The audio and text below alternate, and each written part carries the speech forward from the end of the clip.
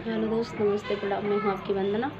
मैं हूँ आपकी अर्चना। स्वागत करती हूँ अपने यूट्यूब चैनल पे आप सभी का। और हम दोनों बहन मिलके बहुत ही प्यारा कहाँ रहुआ नाच गीत सुनाने जा रहे हैं। चुटकुला कैसे लगेगा कमेंट में ज़रूर बताना।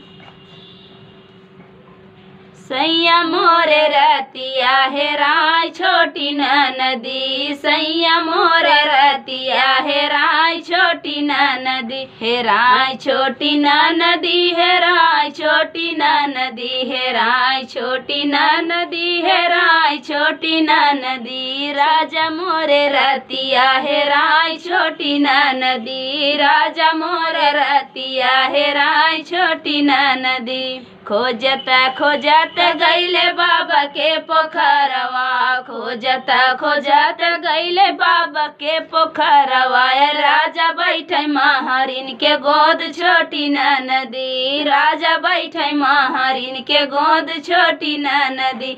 सैया मोरे रतिया हेराय छोटी नदी, सैया मोरे रतिया हेराय छोटी नदी। हेरता हेरता गईले जेठवा के बगिया, हेरता हेरता गईले जेठवा के बगिया, जेठवा के बगिया।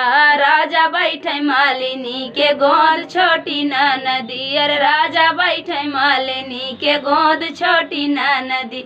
सैया मोरे रतिया हेराय छोटी नदी, सैया मोरे रतिया हेराय छोटी नदी। हेरता हेरता हम गईले अटरिया, हेरता हेरता हम गईले अटरिया, यार गईले अटरिया। सैया बैठे नदी के गोद छोटी नदी, सैया बैठे नदी के गोद छोटी नदी। सैया मोरे रतिया हेराय छोटी नदी, सैया मोरे रतिया हेराय छोटी नदी।